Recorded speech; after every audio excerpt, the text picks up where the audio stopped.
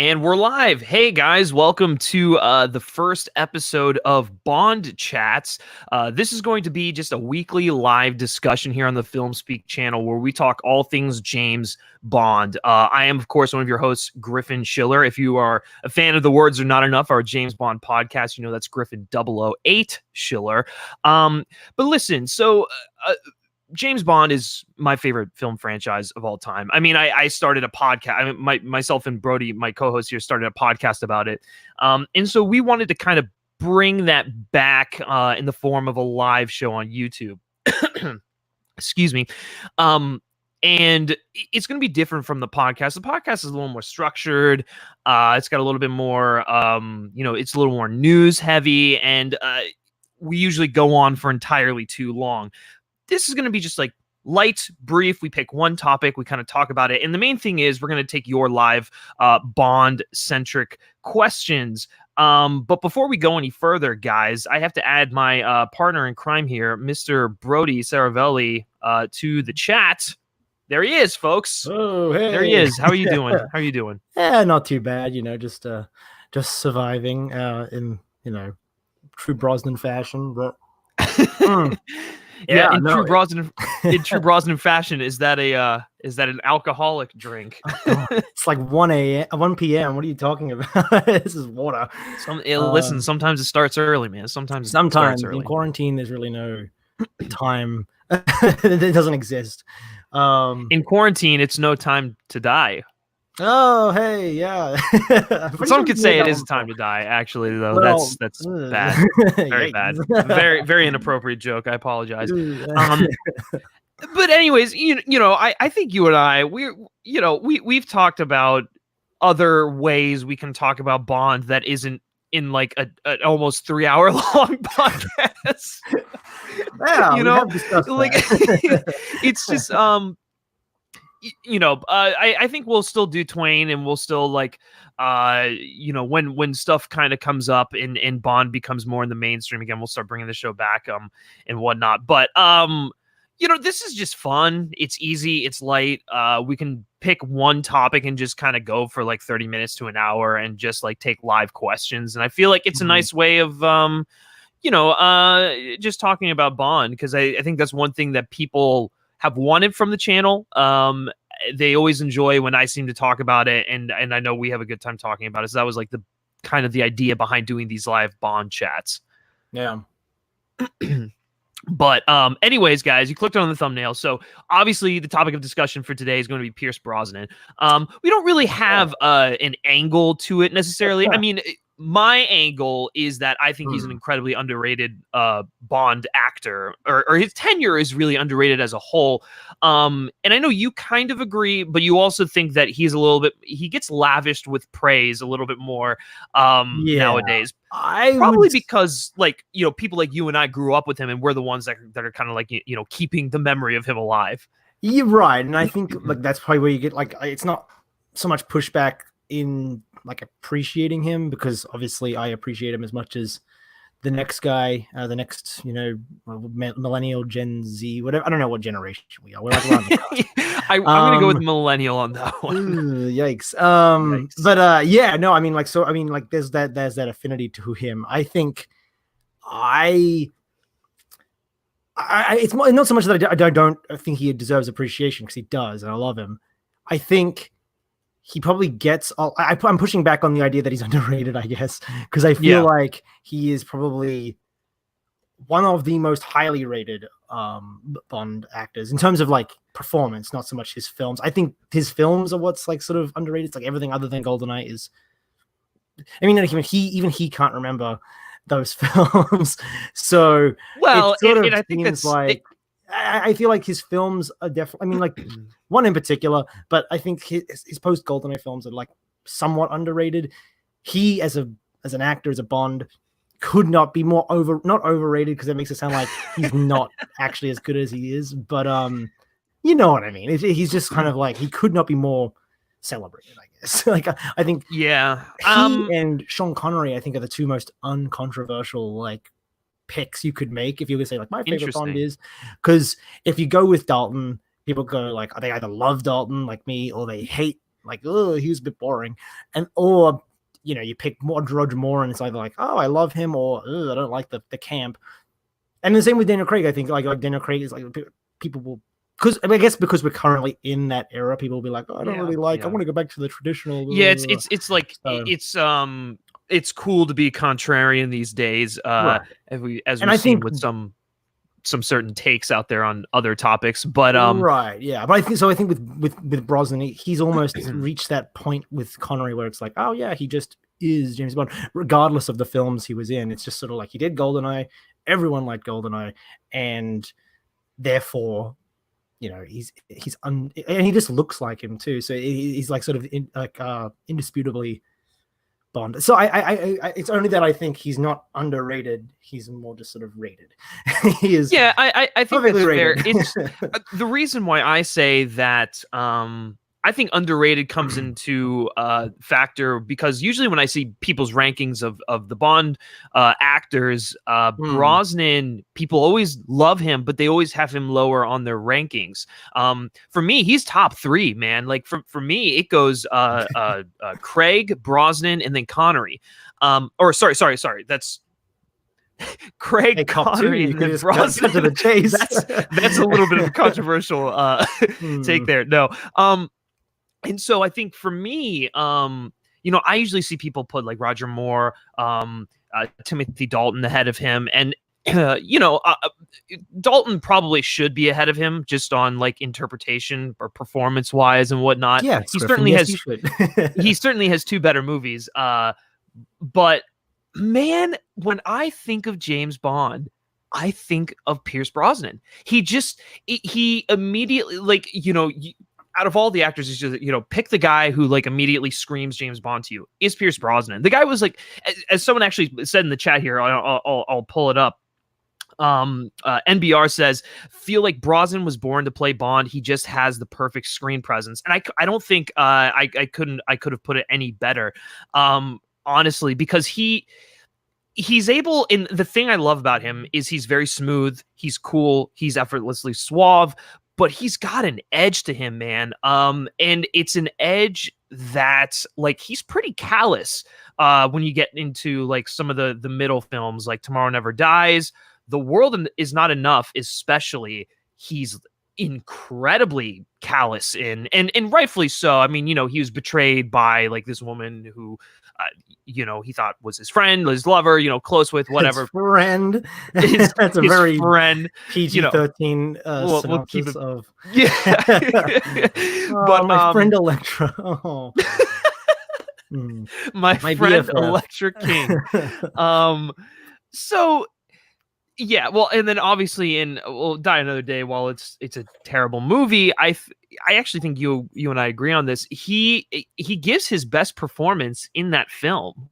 I think it's between The World Is Not. I honestly go back and forth. I think he is more consistent in The World Is Not Enough, just because The World Is Not Enough is a more consistent film. But he is the most comfortable as Bond in Die Another Day. He is. It's almost like he's on autopilot, not in a bad way, just in sort of like he doesn't even have to think about the mannerisms; they just sort of come to him.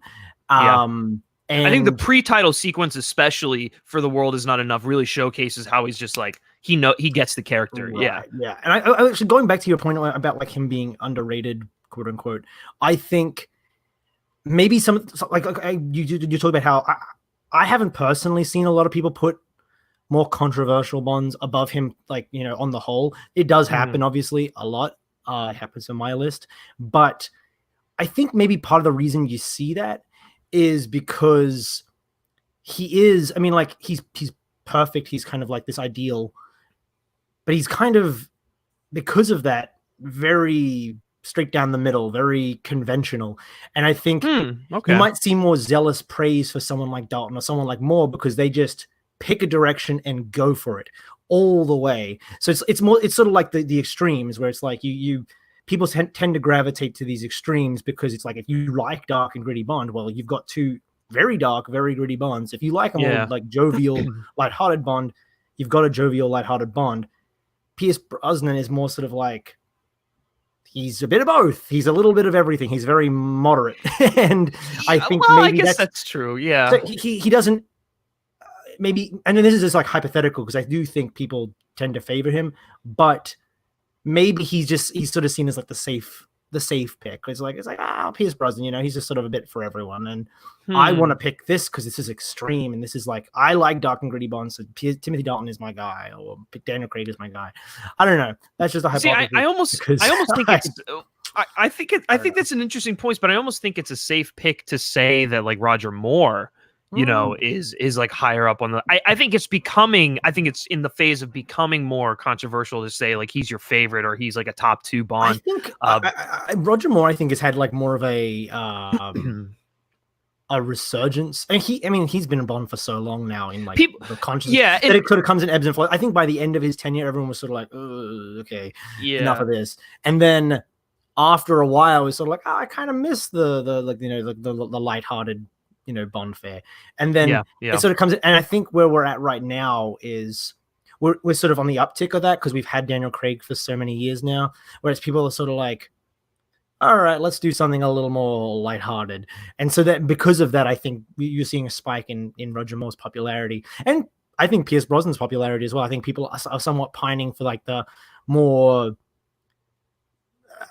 conventional, straightforward Bond adventures in like at the time when these films are coming out. By the end of his tenure, it was sort of like, at least critically, people were saying, "Oh, come on, let's do something different." Well, I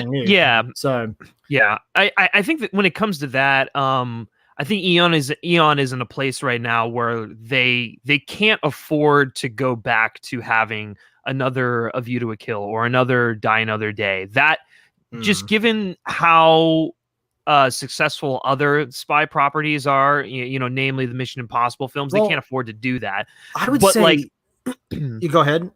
Oh, well, but I was going to say, but like, I think there is a yearning to get back to like, say, something like GoldenEye, where it's got an edge to it, but it's also a little bit more fun, Right. And I would say that's what Mission Impossible probably channels. I think they probably channel Pierce Brosnan Bond more than any other Bond iteration. I think those films are, because they're just like action films essentially, and that was kind of a criticism of the Brosnan films at the time, was they're just action films with James Bond in them.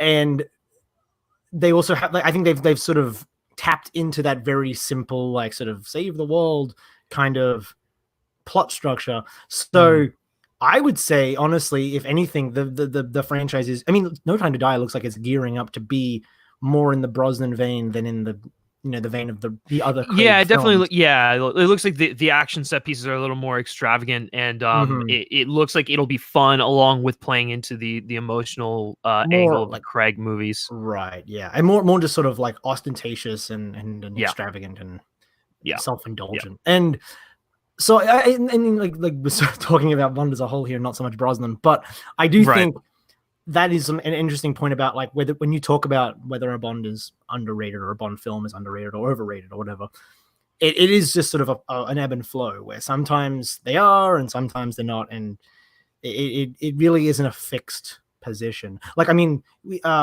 just saw in the chat before about like George Lazenby. I think George Lazenby is having a massive moment, if you will. Yeah, actually, I do want to bring some of those questions up. Where's the Lazenby one? I can't seem to find it, but 109. I'll go.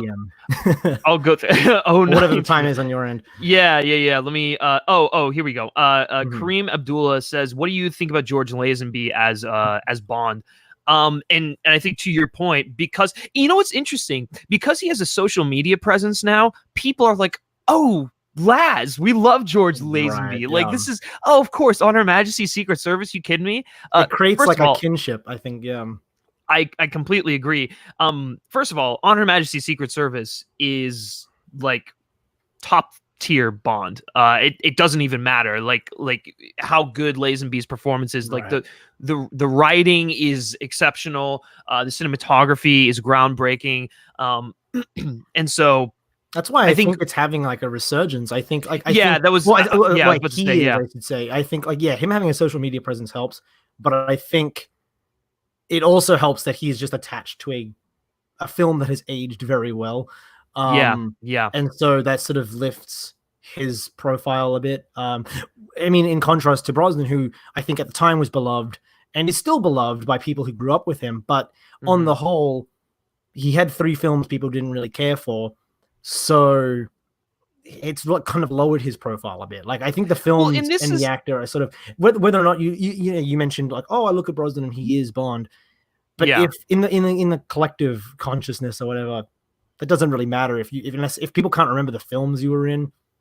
You know, that's going to really hurt your interpretation going forward. In like, you know, yeah, and I think my big thing is that he is, and I've always really said this, is he was the perfect Bond at the wrong time. He really, I mean, you know, he got 4 films, so I guess you can technically say he got a fair shake. I think he as an actor got a fair shake to portray the character the way he wanted to have him portrayed.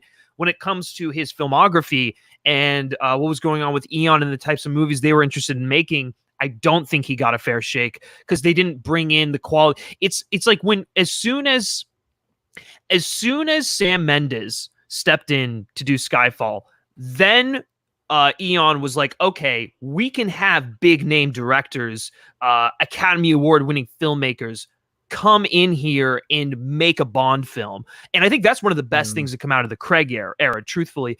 And so it's like, you know, had we seen Brosnan in a movie directed by, God, I don't know who was big at the time.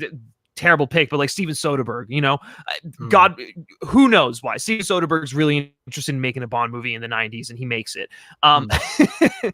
Had Brosnan been in a movie directed by an auteur who had an interesting vision, I think he would have stayed on longer, you know, because he loved the character. He loved playing it. I think, you know, second to Roger Moore, you know, no one loved playing Bond more than Roger Moore. No one loved the character more than Roger Moore. Pierce Brosnan loved James Bond. He loved playing that character. And I think it's one of the reasons why he's always stated, and more recently he stated that he would love to come back and play a villain, which I personally would love to see, and I think he'd be terrific at it. I don't know how many villainous performances from him you've all seen, but he definitely has the ability to go there. In fact, I think that was one of the questions someone put in here. Tony Movie Chappie D9 Neil Blomkamp #1 fan says, I don't know if you heard about this, Griffin, but Pierce Brosnan has said that he would return in a new James Bond if he would play a villain. Yeah, he's definitely said that, and you know, whether Eon is interested in you know, pursuing that, I think it would be really interesting, especially if they made him like a Scaramanga type villain. I'd love to see it. I don't know if I would. I think maybe just to have an opposition to bringing the actors back in other roles, like just because it would be, you know, marketed as Bond versus Bond, and like that kind of thing. So you'd have if you did it, you'd have to lean into that. You'd have to make him like an Alec Trevelyan or a Scaramanga, like the. We haven't gotten one of those in a while, though, man. Like I kind of like when he's got those. Silva was kind of in the vein, like they are parallels of each other, but But he's obviously more like you know, typical Bond villain, you know, extravagant than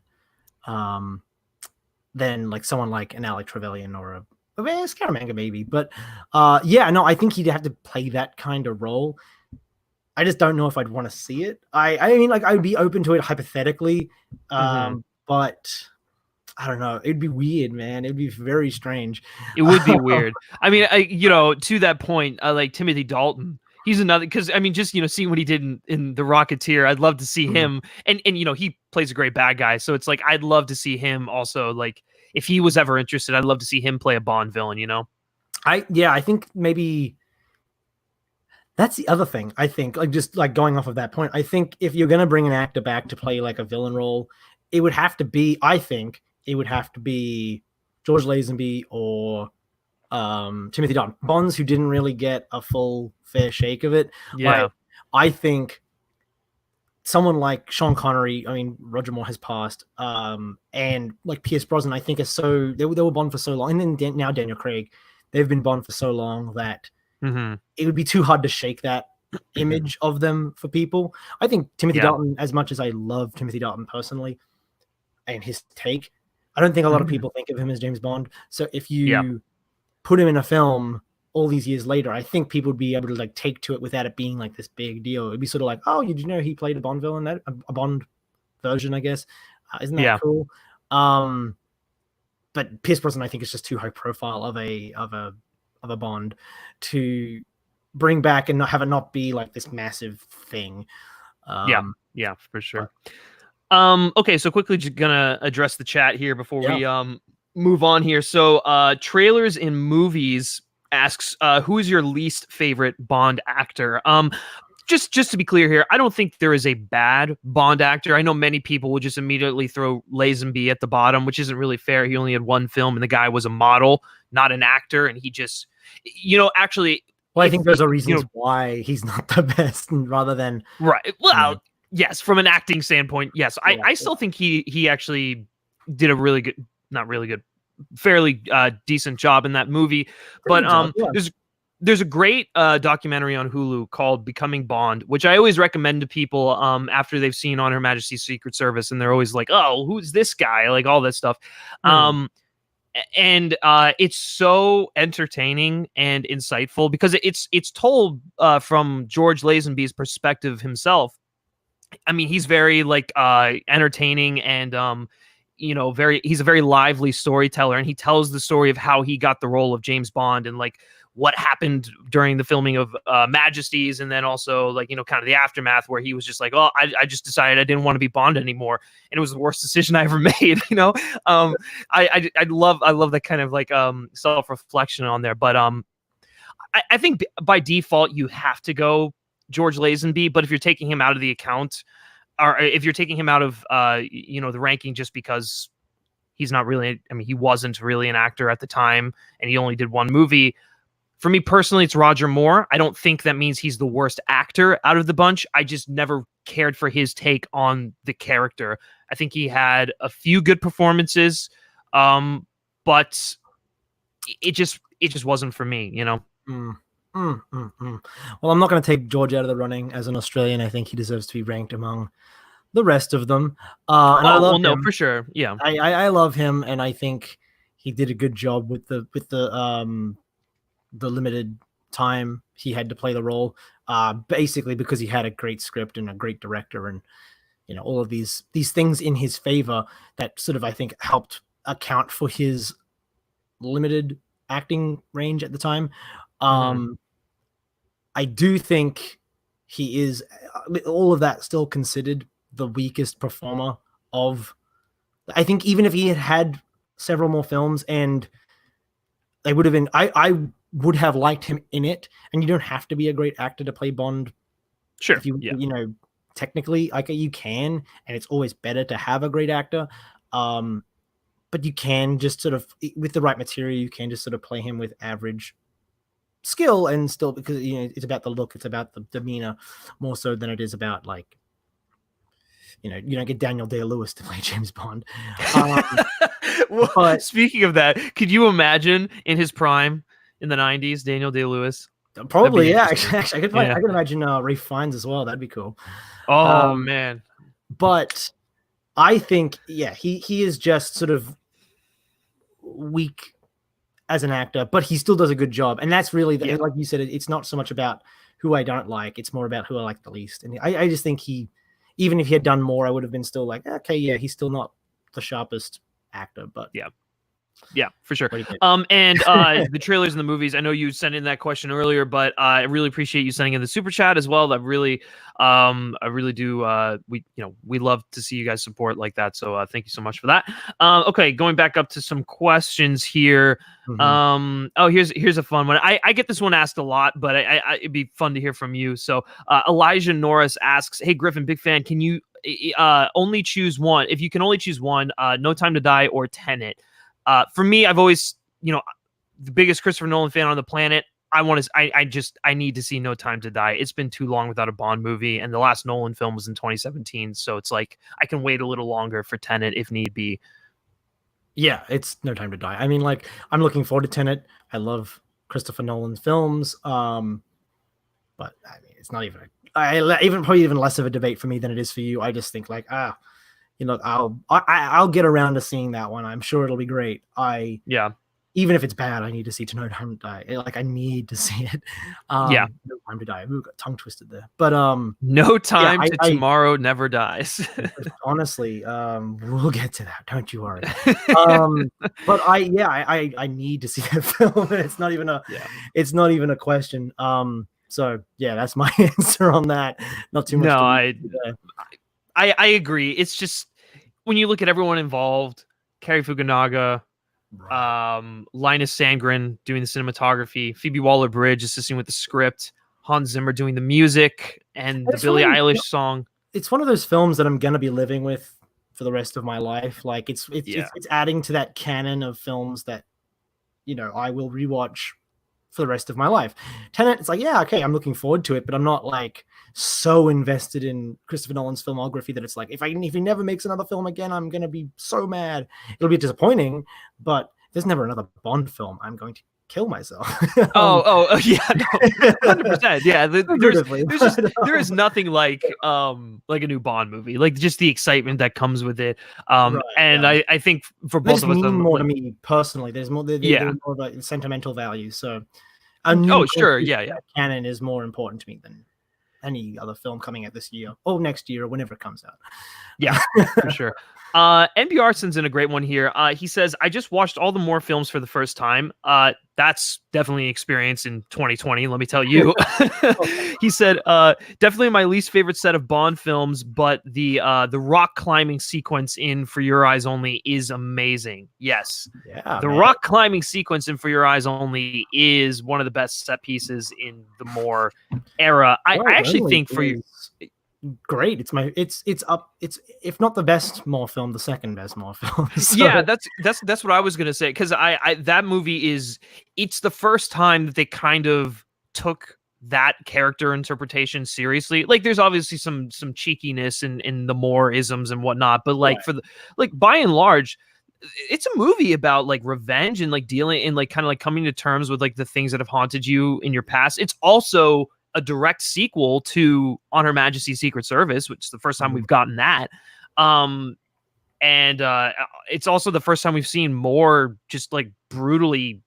I mean, he's brutally killed people, but like just like ruthlessly. I mean, he drops Blofeld down a factory like pipe. Like that's pretty dark. As silly as it kind of comes across on camera, but yeah, I don't know, but it's a great film. I think what's underrated about Roger Moore as Bond. We just started talking about all the Bonds now, but fine, yeah.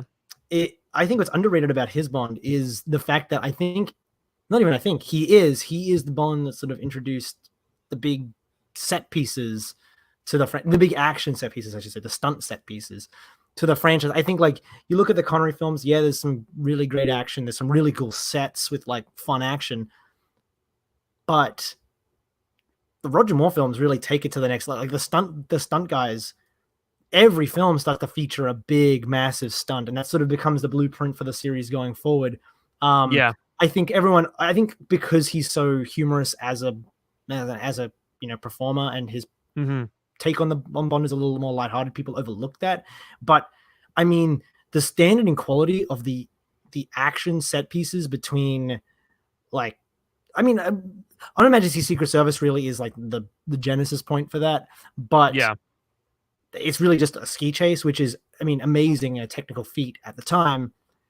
But then, like when the Roger Moore films, you start getting like crazy stuff like that is just like not even like it's not just someone performing a difficult task. It's like skiing off of the edge of a cliff or scaling a mountain without a safety cable, or just all of these things that I think now you look back and go, oh yeah, massive stunts are part of the Bond films. But I think Roger Moore is really where that starts, and I don't think he gets enough credit for it. So that's a fair point. Well, the stunt team doesn't get enough credit for his era, I should say. Yeah. That's I totally get what you're saying. This is another one I get asked a lot, but I'll throw it in here anyways. Elijah Norris, Bond versus John Wick. I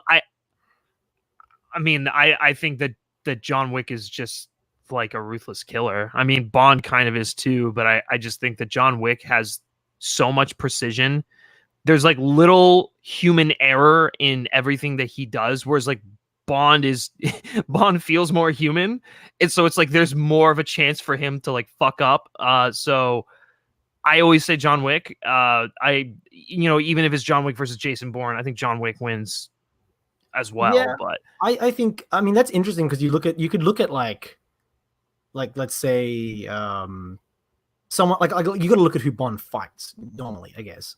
And yeah, I'd say John Wick is like the equivalent of someone like Jaws, in that he's unstoppable.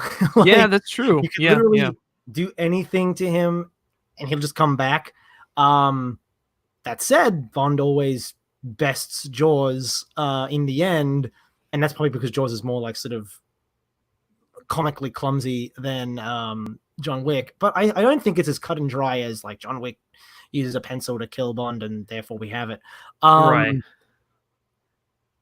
Yeah, that's tough. I don't know. Like, I mean, like, I don't want to just say it's James Bond because I like James Bond more, but you've got the tech as well that I think John Wick doesn't really have. So it is. Does John Wick visit a tailor beforehand? I mean, I guess. But what kind of, I mean, what gadget does he have that can compare with, like, I don't know, a laser and a wristwatch? Like, Bond could sear a hole in his head before he even gets a chance to like, say something in a monotone. Like, it's, I don't know. Yeah.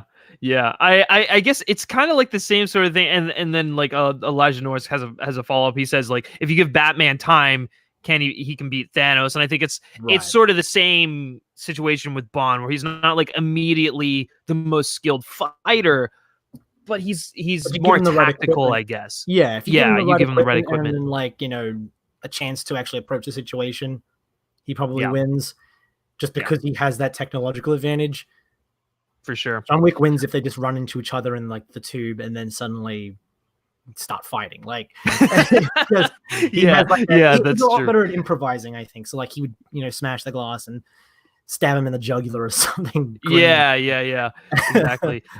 Strictly Starlight, kind of a follow-up to what we were talking about before. She says Roger Moore is her favorite Bond. And listen, nice.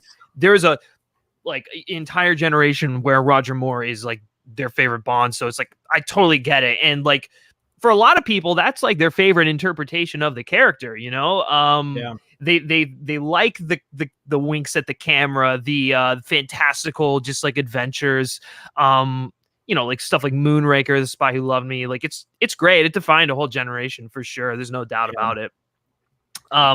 Zach Marsh is in the chat. Thank you so much, Zach, for joining in, and thank you for the super chat, man.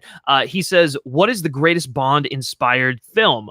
Spoof or serious take, or one of each even? That's a good question. For me, spoof, I always go to Austin Powers. I don't think anything really tops that in terms of just like Bond spoofs, just because of how because it comes from a place like Mike Myers loves the Bond films, and you can see that in those movies, and like all the gags are really clever, the humor's really well written, and while you can say in the sequels they kind of recycled some of the same jokes, they did it in a way that I don't know, for me, like the jokes landed every single time, to the point where Goldmember honestly might be my favorite out of the Austin Powers films, depending on the day. And yeah, there's just like a self-awareness, and there's a smartness, if that's a word, to the writing that I've just always appreciated, and you can tell it comes from a place of love. So I think that's the best Bond inspired spoof film. In terms of a serious take, that's a little bit more difficult. I don't know. Do you have one on that? I'm still thinking about it. I mean, like basically anything spy related that came out post 1960 is Bond inspired in some way. Oh, like were we talking about the Harry Palmer films, right? Right, that's something. Yeah, that's definitely like I would say, in terms of like going back to your Austin Powers point, I think I do enjoy those films, and I really enjoy some of the gags in them. I think I have a love-hate relationship sometimes with it, because I think it is definitely like the film that squeezed like it yeah, clearly Mike Myers loves James Bond, but he kind of hugs it to death. I think that's fair. Yeah, I mean, he literally destroyed the franchise for a couple minutes there. He definitely did. Yeah. Where, like it has like a crisis of conscience, and a crisis of like identity also. Yeah. And then just sort of flounders for a little bit. Obviously they found their footing and all that, but I think, I don't know, a part of me kind of resents that a little bit, where it's like, oh, come on, okay, why did you have to make 1,000 jokes about like the easily escapable death trap? Because now we can't have any fucking death traps, and like like things like that, where it's like, oh, come on. Still really fun, entertaining films. It's really not really the film's fault. It's more sort of the reaction to the films and the way it's infiltrated the zeitgeist. But on the other hand, I would say, I mean, like, if you look at something like Mission Impossible is James Bond related, James Bond inspired. Like, I mean, the TV show is part of that like 60s spy craze that sort of was started by James Bond. So I'd say that's definitely up there for me. Not so much the TV series. I've seen bits and pieces of it on like syndication growing up. It's fine. It's a fun show. The movies, there are like, I mean, like, I don't think every single one of them is gold, but the ones I like, particularly Ghost Protocol, is a great Bond pastiche. It literally is just Brad Bird making a Bond film, and I think it kind of is fantastic. It's and it is done in complete like earnestness and complete seriousness. So that would probably be my answer. I like I mean, Man from U.N.C.L.E. I've always enjoyed that movie. Yeah, actually that's a really good TV show as well. So I mean, like, there's plenty of stuff like that, I think, like Bond inspired media that I think is great. But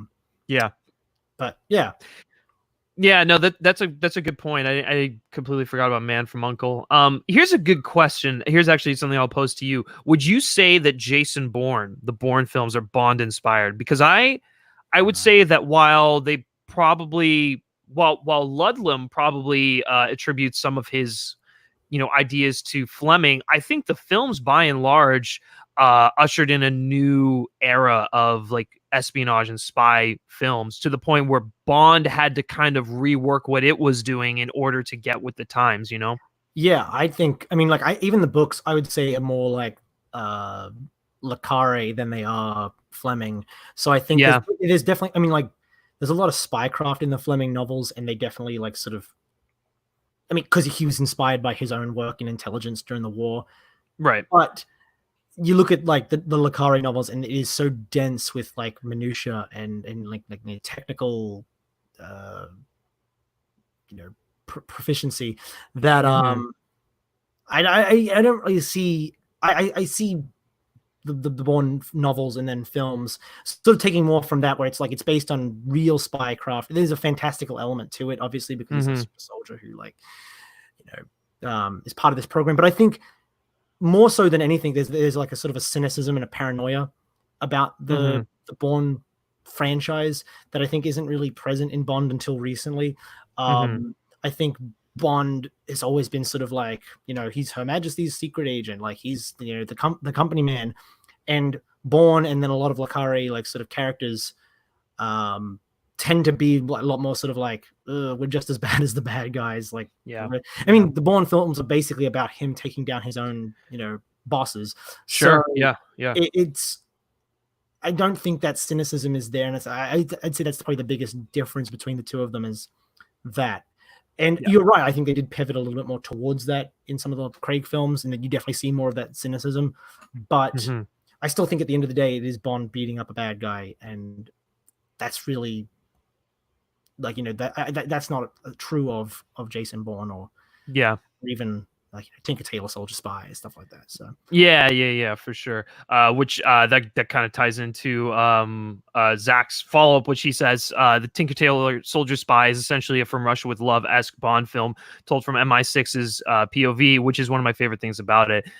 That's a really great and apt analysis of that film. I think that is a really, no one ever talks about that movie when they talk about spy films that come out. They always go, I mean, naturally they always gravitate more towards the big blockbusters and with the more action oriented stuff, but that's such a a realistic take on like what it was like to be a spy in the Cold War. So right, yeah, I mean that's that Le Carre like take on spy fiction. I think he has a quote from like I can't even remember what it is exactly, but he said something about like he basically making fun of James Bond. He didn't think too highly of the very black and white nature of Bond's world, and you can see that in his work. So yeah, so I wouldn't say that's Bond inspired. Sure. Also, that's more.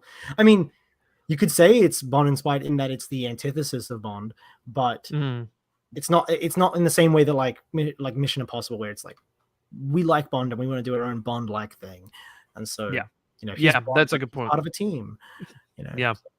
For sure. Okay, going back to some more questions here. John Early says, On Her Majesty's Secret Service is like a film that where you don't need to watch You Only Live Twice or Diamonds Are Forever because the continuity is all over the place. That's kind of like the thing with a lot of the Bond movies pre Craig, to be honest. There's always I think you and I have kind of chatted about the continuity of like the franchise pre Craig before, but like there's like hints, but they're not like inherently strung together. Like Diamonds Are Forever is like at the very beginning, obviously we see Bond wanting to get revenge for the murder of Tracy, but like that's it. And then, you know, across the previous Connery movies, the first 5 Connery movies, it's just kind of like the adventure of I don't want to say the adventure of the week, but like of the month or whatever. It's just like he goes on different assignments and is tasked with tackling different things. They're pretty self-contained, and it's only when we get to Majesty's where we see a little bit of a through line between all of them when he's kind of like, you know, clearing out his desk and whatnot. So, you know, there's been loose continuity through it, but it's really only like in the Craig movies where I think the first 5 more apparent. I should say first 5. Let's say first 5. They're all pretty neatly strung together by, you know, Spectre as a threat. I think going back to that point about like you don't have to watch the previous films to really I guess get into Majesty's, because it almost, I mean, it actively contradicts You Only Live Twice at one point. And then, you know, that forward, the way I view, and this is my own like sort of fan head canon, when it comes to that film, I say On Her Majesty's Secret Service takes place in a timeline that is Dr. No, From Rush with Love, Goldfinger, Thunderball, On Her Majesty's Secret Service. I think that's the timeline for that film. And those are really the only films you need to watch before you watch On Her Majesty's Secret Service. And then I'd say Diamonds Are Forever and You Only Live Twice exist on their own separate parallel timeline, which is Dr. No through You Only Live Twice plus Diamonds Are Forever, skipping Majesty's because that film basically ignores it anyway. So, but I mean, like, I think honestly, it's one of the true blessings that Majesty's had is how standalone it is in that timeline, because it's a sort of, as the time, because in Bond's on a floating timeline, he never ages as time progresses. The beauty of Majesty's is that because it isn't tethered to all of the like then it's 60s Bond stuff, it can just sort of float along with Bond. So, you know, you can have, you know, Timothy Dalton or Pierce Brosnan in the 80s and 90s referencing Tracy dying when it doesn't like make any sense that he would had a wife who died in 1969, because that film is so, you know, untethered. It can just sort of move along with Bond, and you know, you can make references to it. It's like, oh, that's always just sort of happened to Bond. Whereas I think if it had been like deeply entrenched in that Connery continuity, it probably wouldn't have had it'd be a lot harder for audiences to say, oh, that's the same guy who did that. It also helps that it's a different Bond altogether in that one film. That's true. Then again, you can just sort of, he only did the one film, you can just sort of paste it on any Bond. That's true. So I don't know. I think that's honestly not intentional, but a little blessing in disguise when it comes to that film, because it can belong to everyone and no one at the same time. Yeah, that's a good point. Got a good one here from Eric Thorpe. He says, if you could pick any character other than Bond to get their own spin-off or franchise, who should you pick? Personally, I would go with Zanya Onatop from GoldenEye. She's the ultimate femme fatale. That Would would be a love really on the that would top be a series. kinky spin-off, I'll tell It you could that be on much. like an HBO original series. It'll be a little sexy. Yeah, yeah, might have Oh, to yeah. pay the late night fee for that one. I What don't a know. throwback. I've always thought about this. And I think you and I will have the same answer, and it's really uninteresting. But like Felix Leiter, That's a good one. he's the only one that I really think you can do a spin-off and have it be interesting and show like the American perspective of what's going on during a global pandemic or pandemic, Jesus, a conflict. Wow, you thinking about it much? Yeah, I know. During a global conflict, the trade-off to that is that we get the American perspective so often, so it's nice to get the British perspective when we get a Bond film. So I would say, I don't know. If there was a Felix, and I agree, I think Felix would be the most like sort of plausible spin-off. I think it'd be cool if you know they did something completely different, and it's not just the American perspective where Felix does like, you know, a Bond adventure. I think it'd be cool to do like a little series where it's just Felix doing very granular, you know, bureaucratic spy work. Like have him just be stationed in Bolivia or whatever, like in South America. Set it during that time period in his career, and just have it be about him, more like the Jack Ryan TV show than a James Bond film almost, where it's just like, you know, more about the diplomacy and the spycraft of that. I think that's the only way I would want to see it done, because I mean, if it's just Felix going and stopping, you know, lighter villains, I don't know. That's just sort of sounds. Yeah, I know. It's like it's basically Bond, and then it becomes cheap, and it's like why? Yeah, rob Bond of like, if Bond is saving the world every installment, it kind of cheapen it to know that, well, Felix is stopping the other guy, and like, you know. Yeah. But yeah, I honestly, if we're gonna go for that's the safe answer. If we go for like our bold, like, you know, sort of our Azini on a top answers, our like sort of like, oh, that'd be cool. I would love to see. Oh man, there are so many. Honestly, if it was just like, actually, didn't we do an episode where we picked a villain that we'd like to see like a movie made? Yeah. I say Red Grant, which I still maintain that Red Grant would be a really interesting you know, that's what we did a movie. discussion about, like you know, what Joker style like villain spin-off would we want to see. Yeah. I wouldn't mind seeing like Scaramanga or something, just like he's another story one about like a hitman, or something about like Alec, maybe do a story about Alec Trevelyan and his family. Well, I wouldn't mind seeing a show about like if it's a show about Alec, it's set while he's setting up Janice, and it's kind of like a Breaking Bad style, like build your empire kind of TV show, where it's him sort of establishing his criminal syndicate and having to build a reputation in Russia. I think that'd be kind of fun. Yeah, that'd be, honestly, what Bond girl would you make a TV show or movie about? What Bond girl would you spin off? To get off of villains for a second. Wei Lin easily. I think she's the one who has the most interesting sort of like backstory, and it shows like a different part of the world, different intelligent agency. Obviously that means that we get oh shit, why am I forgetting her name? Michelle Yeoh. Yes, thank you, Michelle Yeoh. That means we get Michelle Yeoh kicking ass again. That would be amazing. So you'd go with like an action star, like kind of like like a female lead? It doesn't have to be, but she's just the first one who pops into mind because I think she's interesting, and there's so much more to explore with her character. Whereas like with some of the other Bond women, you get there's like baggage with them, like they have the relationship to Bond, and or they're just like not very interesting characters, where I think like Wei Lin kind of strikes that nice balance where it's like we know a little bit about her, we don't know a whole lot about her, but we know she's also a spy, so like we can also get a spy movie, and so it's like adjacent to like what the Bond films are doing, but she's tackling like different conflicts. So I don't know, she would be my pick. Give me Octopussy. I want to see Octopussy operating her little harem, her smuggling harem. I want to see. I honestly just like jokes aside, I think that would be a great like little one-off, maybe a TV show, one-off movie, whatever you have it. Maybe Dark Horse will make a comic about it. I'd be so down. That'd be awesome. Like I think. Yeah. Honestly, I think I'm less inclined to pick the spy, like Bond's equal type Bond girls for a spin-off, just because I think like Felix it would end up being like either just another spy story where they do Bond's thing, or something else. I would like to see give me I don't know, Christmas Jones finishing her PhD.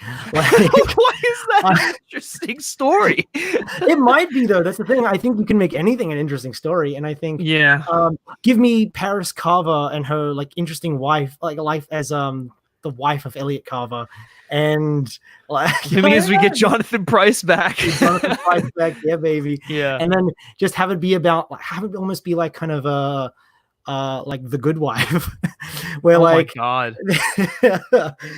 Oh man, I'm going crazy with this now. This would be great. I think this is if they do a spin-off, it'd be cool if it wasn't just another spy story. I think it'd be cool to do something completely different.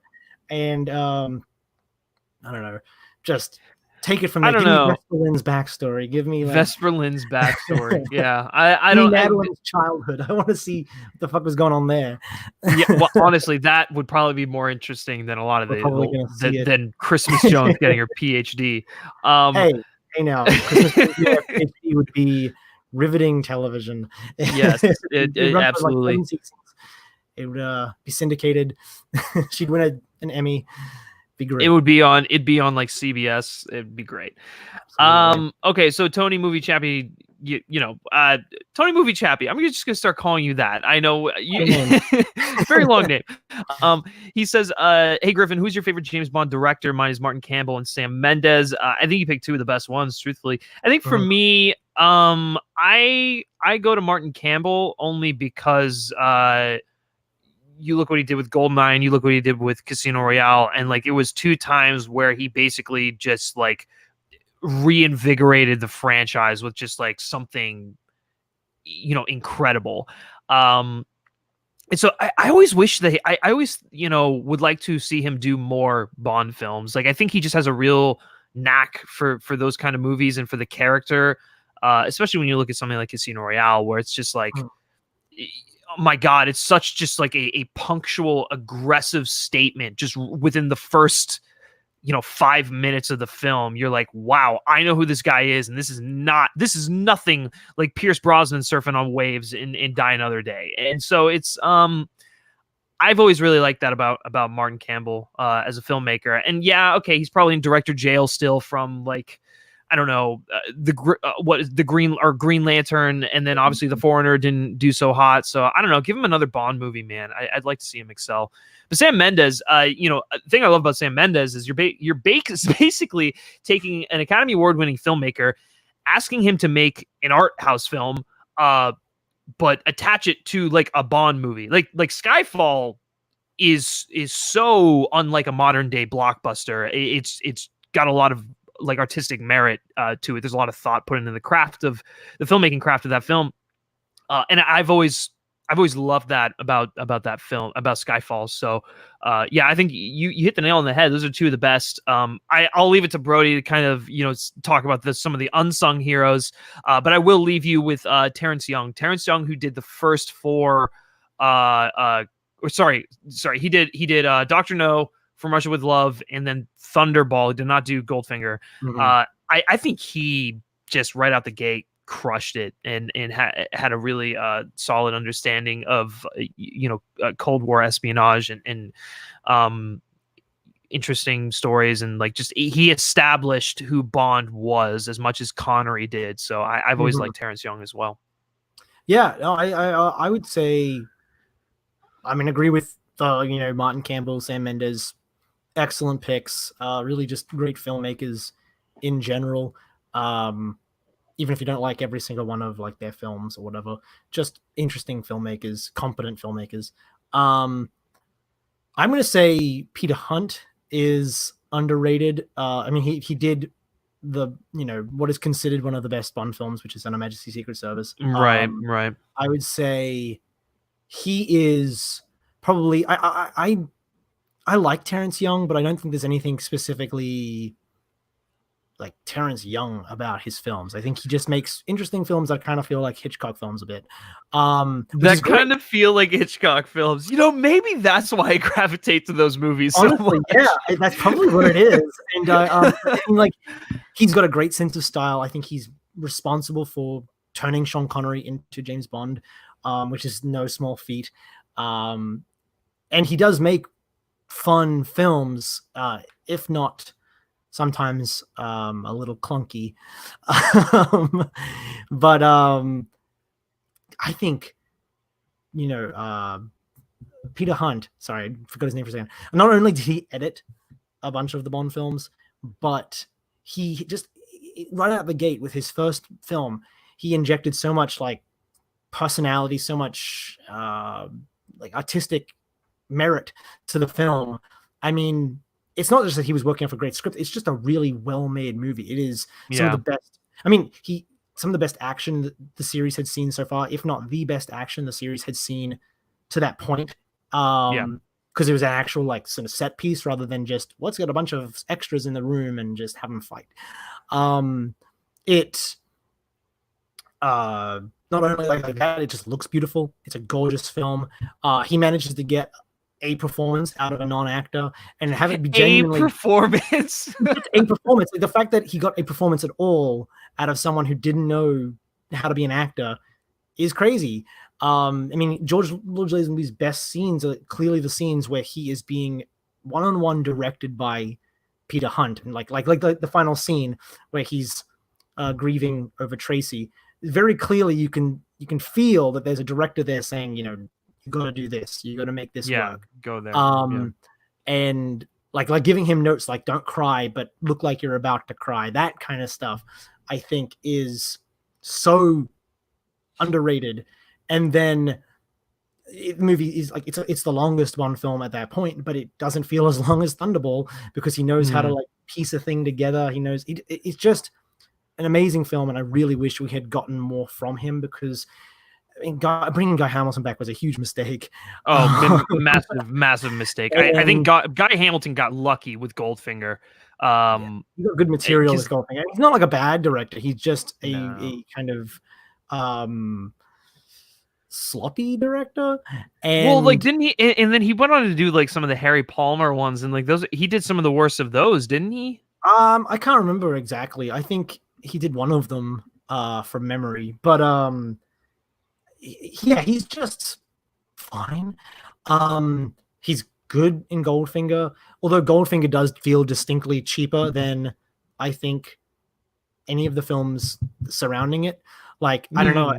It is set in the United States, so that doesn't help it. But I just think like you look at like the rear. I think for some reason, whenever I think of Guy Hamilton, I think of like the rear projection shots. I always just think of him as, we'll just do it on reprojection. And like there's some moments in like Miami where they're doing that. It's like, it's fucking Miami. You couldn't go to Miami. I know, you can go like, that. Yeah. And so like then you look at, to Terrence Young's credit, he does shoot locations beautifully. I think the globe-trotting aspects of those young films are breathtaking. For sure. The way he shot like the Caribbean in Dr. No and in Thunderball, stunning. The way he shot Istanbul, stunning. Like he makes he's got a good eye for atmosphere, if nothing else. And Guy Hamilton has no eye for atmosphere. He just got gifted with a very nice Ken Adams set, and visually and like atmospheric part of the film is this set, and it's because of Ken Adam and not because of anything that Guy Hamilton did with it. Right. But then you get Peter Hunt again. He just injects so much. These locations. Not only does he go to these locations, but he just he knows how to photograph them, and. Then you look at the remaining Guy Hamilton, and Guy Hamilton liked to go to the United States, but I never understood that. And like he would go to like the cheapest places in the United States. Like he went to Miami, He went to, I mean, Miami is gorgeous in certain angles, but like and from like there is a cheapness to it. Las Yeah, Vegas. I know. He goes to Miami. He goes to Las Vegas. The dumpster, like the freaking, like the trashiest place that Bond could go to. Like, why? Just why? I mean, again, that is partially down to the script, but he could have.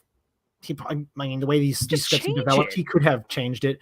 Yeah. Or even just like photographed it in a more interesting way. It's not like you can put Bond in Las Vegas and still make it interesting, or you can play into the tackiness to make that the point. You know, like you utilize the location you're given, but he just sort of has Bond there acting like it's the most glamorous place in the world, and it's not. And so it's a disconnect where you clearly he's trying to shoot it like it's glamorous, but he doesn't know how to do that, and he doesn't have a glamorous location to work with, so it just sort of falls flat. Even like he gets, I think, a beautiful location in The Man with the Golden Gun, but he makes it. He doesn't. It doesn't make it look glamorous. I mean, like, most of it is shot on like the set, which is a nice set, but it's like the Scaramouche's like house, and he shoots in like, I don't know. There's just no atmosphere in any of his locations, which really bugs me about it. I think that's fair. I do want to, because Dr. Goldfinger in the chat, he says, but what about the night scenes in Goldfinger? Guy Hamilton is great. I will say, that's true. The opening in Goldfinger, great. I think that's really well shot. And then also when he's outside of Goldfinger's factory, I think that's also a really well shot sequence. So I'll give him credit there, but I think you have to look. I mean, Goldfinger is definitely the best.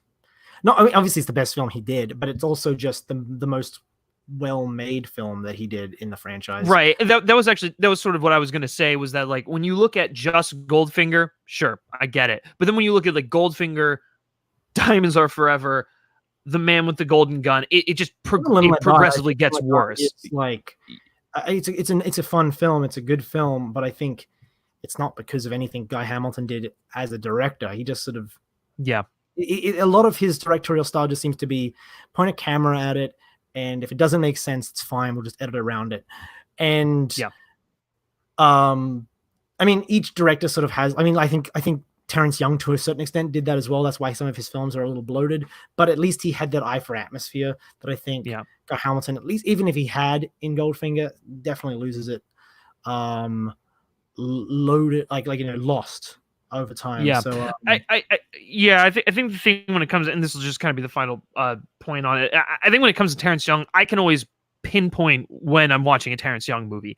A lot of the great directors in these franchises, you can kind of pinpoint when you're watching a movie of their nature. With Guy Hamilton, you can, but it's not necessarily in a good way. You're like, oh, okay, they got that guy. That makes sense. John Early brings something up that I'm surprised actually you didn't bring up, because he says, I like the guy who directed the 80s Bond films, John Glenn. John Glenn, The Living Daylights and License to Kill were good in my opinion. And actually, it's funny. The most interesting Bond directors are the guys that have worked in like the production aspect of it. So like John Glenn was a second unit director. Peter Hunt was an editor. And honestly, I think this is like true of filmmaking in general. Some of those guys who do a lot of the I would say below the line work, the underappreciated work, they're the unsung heroes that really make the movie what it is. When they go to the next level and they eventually direct a movie, they make some damn good films. They have a really like firm grasp of the material. And to John Wick, like, I mean, I was literally just about to say Chad Stahelski and David Leitch. I mean, stunt coordinators, some of the best in the best in the industry. They go on and they make John Wick, and it's a phenomenon. I think maybe part of that is because I think a lot of those like technical people who then end up becoming filmmakers, I think they maybe this is not definitive in any way, but I think maybe they have such a specific skill set that when they go into directing for the reason of, I want to make a film that emphasizes this thing that I did. Like, so, you have, stunt guys go into filmmaking because they want to make stunt driven films, or you have an editor go into filmmaking, and an editor just knows pacing. An editor knows, I mean, a good editor knows pacing. Oh, yeah. Like a way to make things exciting. In the same with, like, I mean, like, you have like someone like John Glenn come in, and he's a second unit director, so he did a bunch of, action sequences. Essentially, he's also an editor, so he has a good eye for like suspense and for like building tension.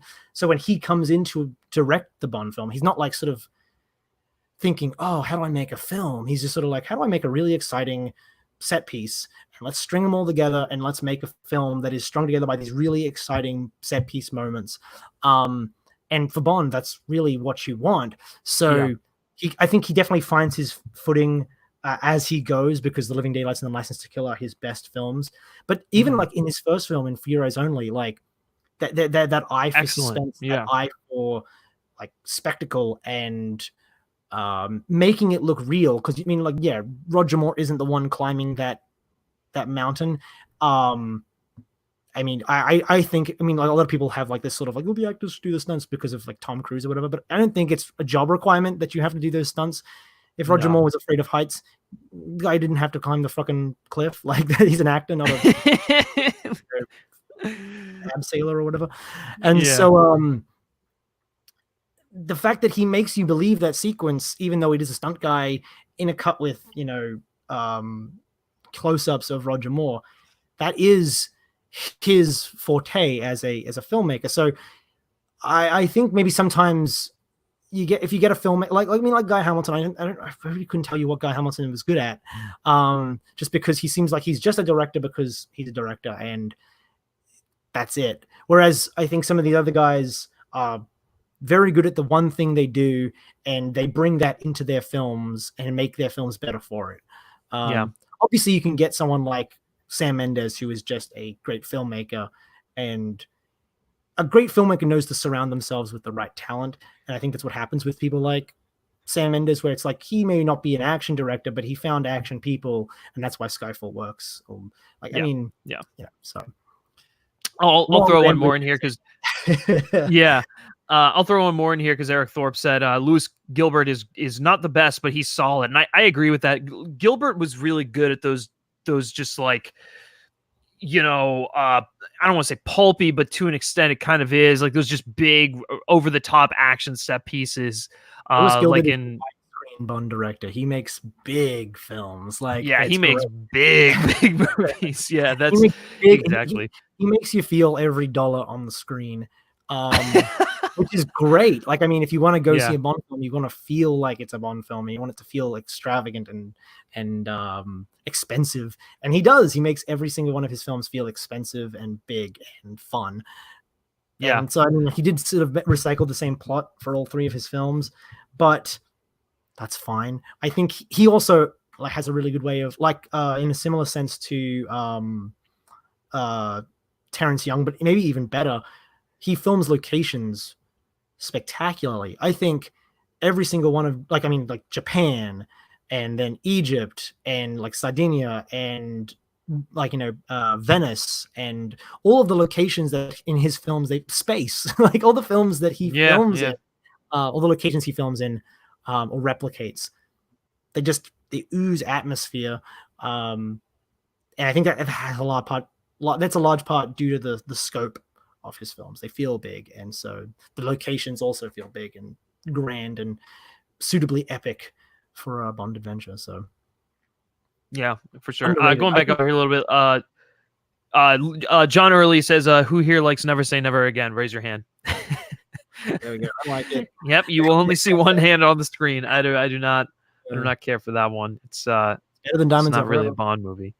Yes, it is, and it's better than Diamonds Are Forever. I mean, you're not. You might be right about that, but that's not a very high bar. Kareem Abdullah. Kareem Abdullah asks, what do you think about Blofeld and Spectre compared to earlier movies? That's an interesting question, because I think it's really hard to compare them. I think in Spectre he's given more characterization than he is in the previous films. In the previous films, he's literally just like a glorified, bank robber. He's just a crook. Whereas in like Spectre, they try to, they obviously try and tie it into Bond's past. They kind of make him a little bit of like a psycho, a jealous psycho, with a vendetta. And I think the ideas were there for something interesting in Spectre. I don't know if it entirely landed for me. I kind of flip-flop back and forth between whether I like, what they did with Blofeld. I don't like the fact that they're related. I hate that. You want to talk about Austin Powers ruining something. They literally called that years before Spectre was even made. So the fact that they actually did that is kind of unforgivable. I don't know. What do you think about this? Like, I think it's really hard to compare. I think my favorite Blofeld to date is still Telly Savalas. Telly Savalas is just like, first of all, he's, one of the greatest actors to have ever lived, but then also like I don't know. There was something about the way he chewed scenery. He really, you could see he got under Bond's skin, and like he was a crook, but like he's like pompous. It's like he was so pompous. Yeah, like he knows he's in control, and he just I mean, the way he holds his cigarette, like just everything about him. I love the way he holds the cigarette. It's such a weird, just like small, like detail, but it makes the character. It like tells you everything you need to know about the guy. Like he's just like, so he waltzes around his like he waltzes around his base, like sort of just with his cigarette while Bond's being carted around, and just sort of making quips about how he murdered Bond's associate and hung him up by his legs outside, like just stuff like that. He is he's sick. Yeah. Changed. And but he's also he's got like this kind of, I mean, it ties into his plot where he like sort of is seeking this status, this nobility, and he acts like it. He acts like he's someone who thinks he's better than everyone else. Yeah. Despite no evidence to support that, like that entitlement. And I think that makes him just a genuinely fun character to watch, and a more well-rounded character.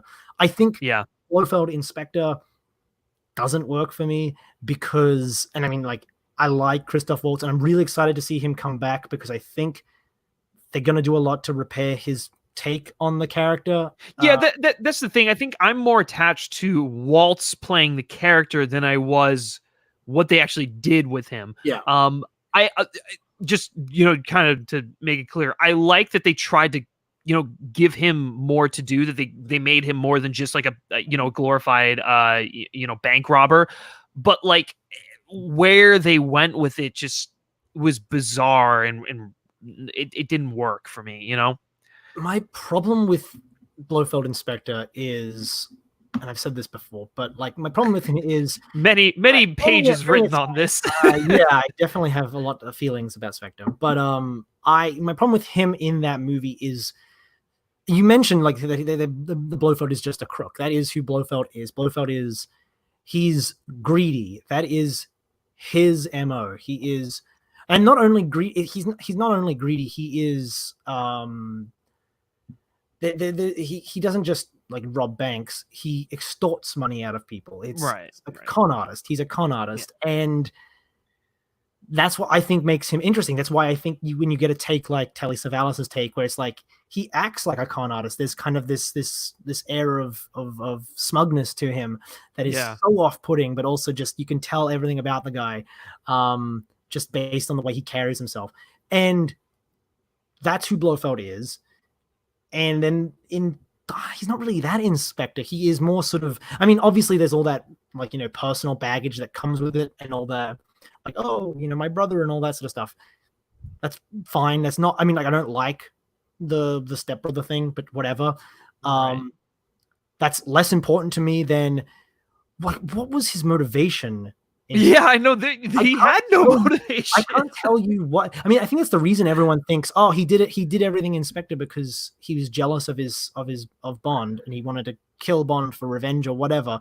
Yeah, but like he even says that he like moved past that. Well, that's the thing. In the text of the film itself, that's not really explicitly his motive. It's just sort of all you're left with as an audience. Because there's nothing else there.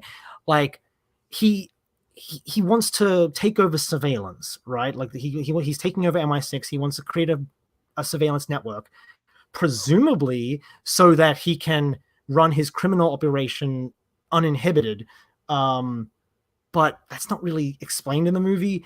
It sort of just seems like he wants the generic, world domination plan, which was never Blofeld's MO, but it just sort of seems like that's what they thought Blofeld wanted. And so they vaguely write into the film that, like, oh, he's going to take over surveillance for more power. That's not Blofeld. Blofeld wants money. He's a greedy person. He is a con artist. And I mean, like, you can do whatever you want with the character. I mean, you can make him his half brother. You can do all that sort of crap if you want. I'm not going to like it necessarily, but you're free to do that. But you don't change the fundamental core of the character, which is that he is greedy. He tries to extort people for personal capital gain, and Blofeld Inspector just doesn't do any of that. He's just generic Bond villain in terms of, like, oh, I want to do such and such for blank, for power, for whatever. I can't even tell if he's a true believer in this whole, like, sort of, C, they paint C as like the true believer of the plan. He wants to do it so he can eradicate democracy to save the country from indecision or whatever he thinks is the problem. So he's, like, genuinely just an authoritarian and a fascist. Does Blofeld also believe in this? Like, at one point he says, like, oh, he's a visionary like me. It's like, okay, so you believe the same thing as him. But then later on he's like, oh, I'm just sort of doing this because, and it's like, you either believe you want to be an authoritarian and take control of things, or you want to do it for money. What is it? And it's never clarified. So he just sort of feels like a nothing character. Yeah. You could have easily explained it away by saying just literally a line of dialogue where he says, well, we're doing this so that we can continue human trafficking without MI6 rubbing their noses in it. Simple. But they don't do that. And so I'm sort of left thinking, this isn't even Blofeld. This is just a guy who calls himself Blofeld, which he literally is in the film. He's just a guy. That's him. Yeah. So yeah, that's a very rambly, abridged version of my problems with that Blofeld. And I'm hoping in the next film they literally just all you have to do is say, this is what Blofeld wants, and then I'm good. Mm-hmm. You're fine. I can overlook the brothers thing if I have to. But man, you got to just get the core of the character right. Otherwise, don't make it Blofeld. If you want to make some power hungry, like, crazy fascist, make up a different bad guy. Make up a Stromberg. That's what Stromberg wasn't Blofeld, because he had, like, these ideological reasons for doing what he did. Man, I could go on and on, but it is just like I said, many pages written on this. I think because of things like Austin Powers, I think there's such a skewed perception of what Blofeld is as a character, and he is a character. Like, he's not an especially deep character, but he is a character, and you can't just make a generic Bond villain and say, oh, it's Blofeld because we say he is, and he's in charge of Spectre. Like, there's more to the character than that. And if you don't get that right, don't call him Blofeld. Like, make up someone else. But call him Oberhauser. Fuck it. Actually just have him be Oberhauser. Like, it doesn't. Yeah, no, I agree. So that really grinds my gears. Okay, moving a little bit away from Blofeld here. Dan D asks, would you want a future Bond film set in the past? I think we talked about this a little bit on the podcast before, but I have always kind of liked the idea of maybe doing like a series of films, like a trilogy of films set in like the 60s or something, just like a nice throwback, kind of like they can play into like the I don't know, I guess like when people think of Bond, they think of this and like kind of play into that and like do something interesting with the Cold War. I think it'd be really hard to do. It might be a tough sell, but I'd love to see it like do almost like a Man from U.N.C.L.E. sort of thing, like what Guy Ritchie did there. Obviously don't make it a Guy Ritchie film, but like I think there is room for them to take risks like that. And I would say like it might make more people interested in the franchise. It's like, oh, Bond's going back to its 60s roots. Well, that's really interesting. It's going to be tackling stuff with the Cold War. People like period pieces. And so like, I could see, you know, like a Brad Bird doing something like that and having it be really interesting. The question is like, can Bond really do that now after what's been done with Daniel Craig? Or does Kingsman sort of fill that void? You know, like Kingsman is definitely more of like, it's pulpy. It plays into the R-rated sort of like, it's got a little bit, I mean, not even a little bit, it's got more humor to it and whatnot. But it does fill that void for people who like the grand spectacle and like the 60s, 70s style Bond movies. But man, I don't know. I would like to see, even if it was just a one-off, you know, like it would be just really fun to go back into that world. I'm gonna say no. I think if you do that, it'd be more like sort of appropriate for it to be like a TV show or a mini series or something like that. I think part of the formula. I mean, this is like an almost 60-year-old franchise at this point. Yeah.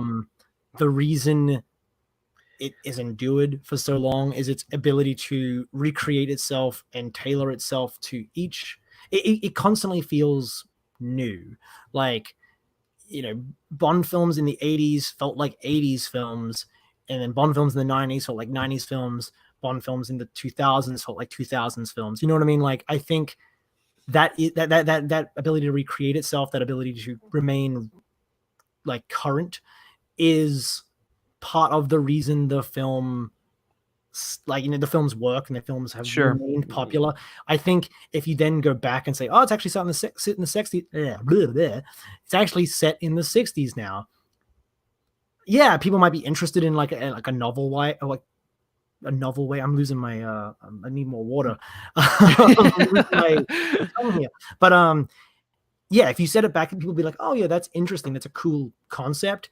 But I think in practice, people would be it would just be sort of like, okay, cool, it's set in the 60s, and then it sort of loses its relevance. It loses its you know, you're talking about like, oh, can Bond stop the Soviets? And it's like, I'm not really invested in that. Whereas if you do something like, you know, Bond taking on, you know, whoever Rami Malek is going to be, like something to do with genes, apparently, like that stuff feels modern and current and like cutting edge, and the tech he uses is cutting edge. It's not like retro throwback trash. It's like, oh, this is cool. This is like part of the joy of the Bond films is, oh, let's see some future tech. Let's see some future tech in the 60s is just tech now. You know what I mean? So there's really nothing too exciting you can do with it. I don't know. I think as a miniseries, if like on BBC or something like that, they said, let's do a 60s throwback or a 50s throwback, and let's like adapt some of the novels as they're written. Just make it like a little mini series with like hour-and-a-half long episodes. See, I'd love to see that. Like, I don't know. There's just something really fun about going back to that really sort of aesthetic. I think that'd be awesome. In terms of the movies, I think it'd be the wrong decision. I think it would actually end up hurting the franchise in like a very, you know, long-term possible death of the franchise kind of way. Because it also like would project, we're out of ideas, guys. We're going to go back to the well. You know what I mean? And so I think maybe that might not be the best move. Bond is something that has the ability to reinvent itself with every new era. I don't think, I think you can like do what they're doing right now and like start bringing back some of the aesthetic choices of the 60s. But actually setting it back then would just be a step backwards rather than a step forwards. And I think the franchise needs to keep stepping forward if it wants to survive. So especially now that it's competing against, like, now that it has Mission Impossible, and actually has some competition for like the first time in decades. I don't see the point in, you know, playing into nostalgia when you need to be innovating. So yeah, for sure. And actually that kind of leads into his Dandy's next question, which is Bond or Mission Impossible. Personally, I prefer old Bonds, but the new MIs I think are better than some of the most recent Bonds. I think I mean, obviously you're talking to two major Bond fans, so I'll always go James Bond, and I actually know who the character of James Bond is, as opposed to Ethan Hunt, who is just a vehicle for Tom Cruise. He's not actually a person. The only characterization he's really been given is in like Fallout. But but in terms of what you're saying about some of the new MIs better than some of the most recent Bonds, I do agree with that when it comes to Spectre. I think Fallout, Rogue Nation, and Ghost Protocol are all better than Spectre, like without question. But I think I'd take the first 3 Craig films over probably all of those Mission Impossible movies. I don't know, maybe not. Like I really like Fallout, so maybe I'd say okay, Fallout's better than Quantum. But I don't know. I adore what Quantum does as a film, so it's hard for me to say that. Yeah, I mean, like I think Mission Impossible. I mean, I've liked the last 3 of them. They are very good action films. Yeah, like sort of tying into what you said. I don't care about Ethan Hunt as a character. He's just Tom Cruise, and if you don't like Tom Cruise, you don't like Ethan Hunt. Yeah, and vice versa, if that's possible. But so it's kind of one of those things where like I'm not attached to any of the characters, and I actively hate one of the characters. Oh, that's but Luther, man. But I don't even get me started. I'll start ranting about how Luther belittled Ilsa in Fallout. But but anyway, so I'm not invested in the characters in the same way that I'm invested in Bond. And then I also think this is an underrated part when everyone talks about like, oh, are these the new Bond films?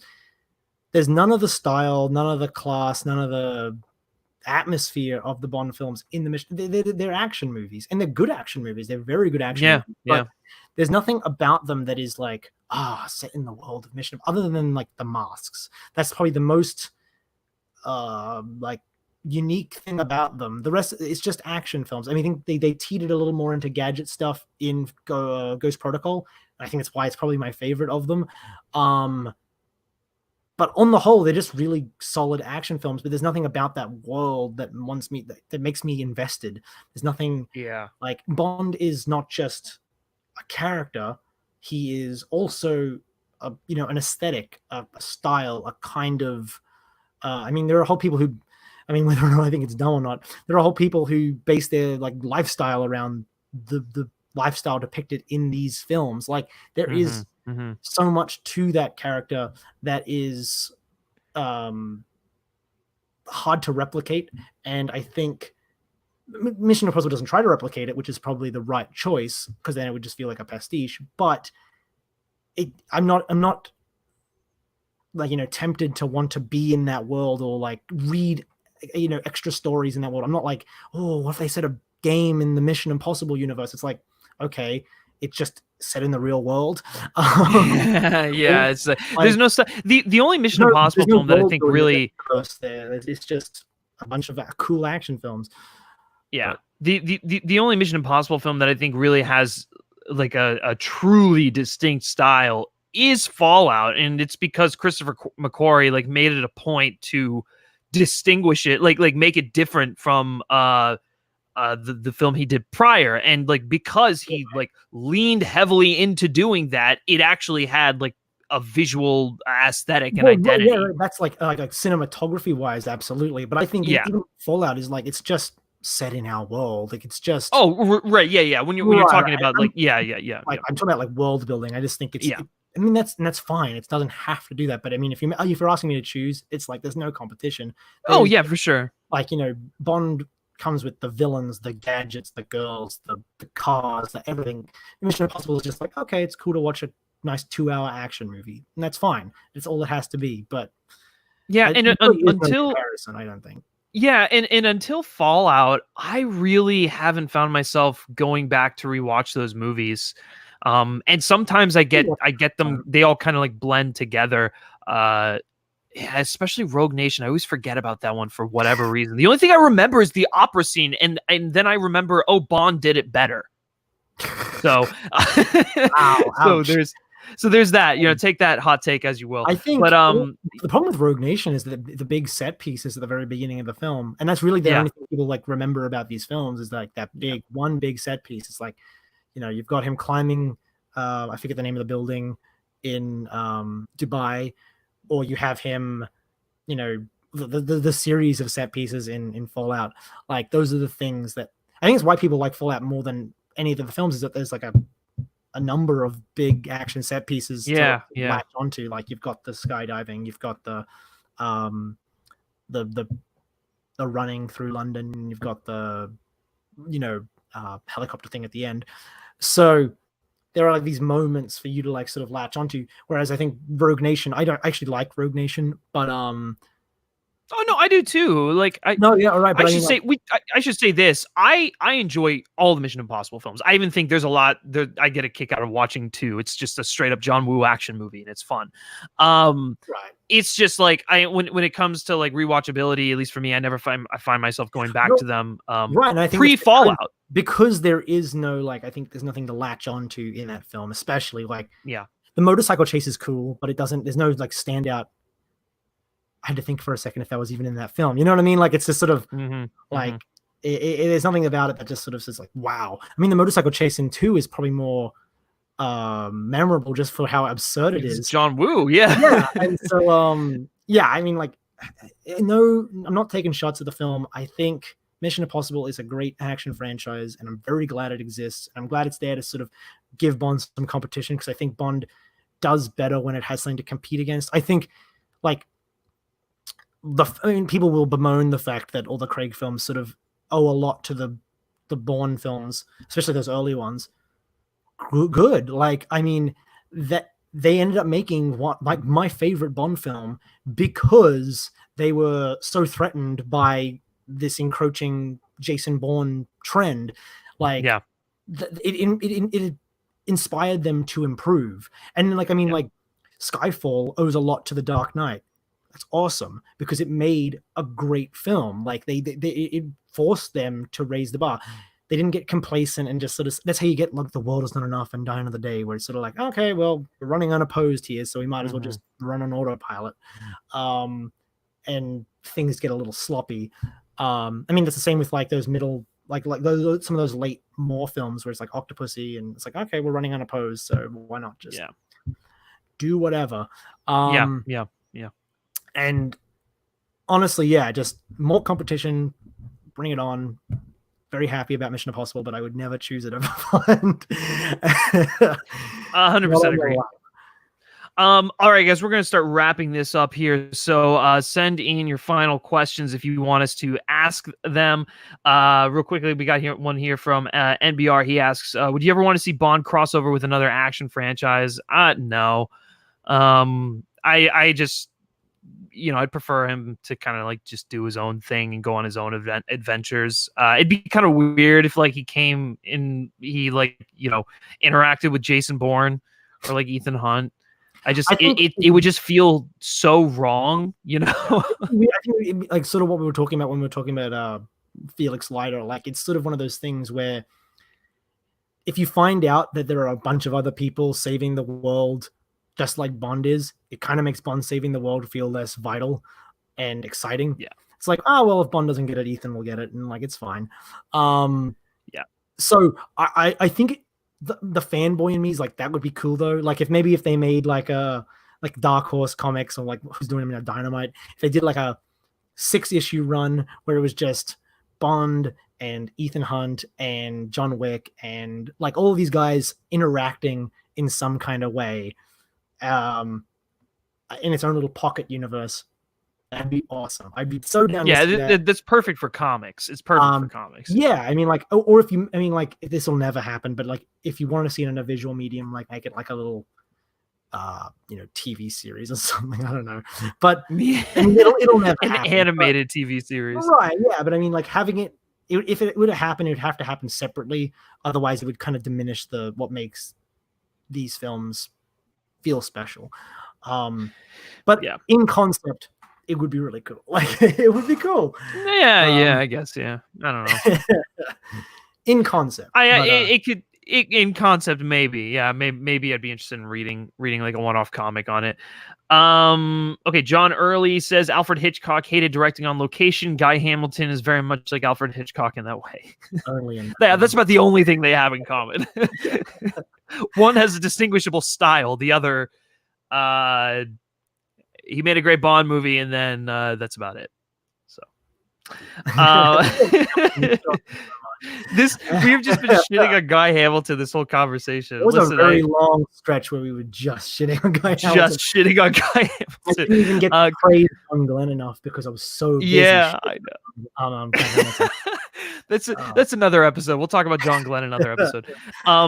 He's so special. He gets his own episode. Kareem Abdullah asks, what do you think about changing of M from a man to a woman to a man? I think when it comes to M, I don't really care who plays it, whether it's a woman or a man. I don't care who plays that role. Whether it's just you have to get someone in there who kind of has like gravitas, who like has that like they have stage presence. Yeah, they command the screen. Like obviously Judi Dench, easy, no problem. She immediately just you get it. She's a figure of authority. Ray Fiennes, very similar. And so it's like. You get someone like that. I don't really care who it is. Honestly, same. I think the only prerequisite. I think every character has their own like list of prerequisites. Some of them are more specific than others. I think for M, my only prerequisite is that he or she is older than Bond. Like, I thought that was just given. Yeah. Yeah, I mean, like, well, I think with Q that isn't true. I think you can have a younger Q, and they have a younger Q. Yeah, now, as we've seen. And it works.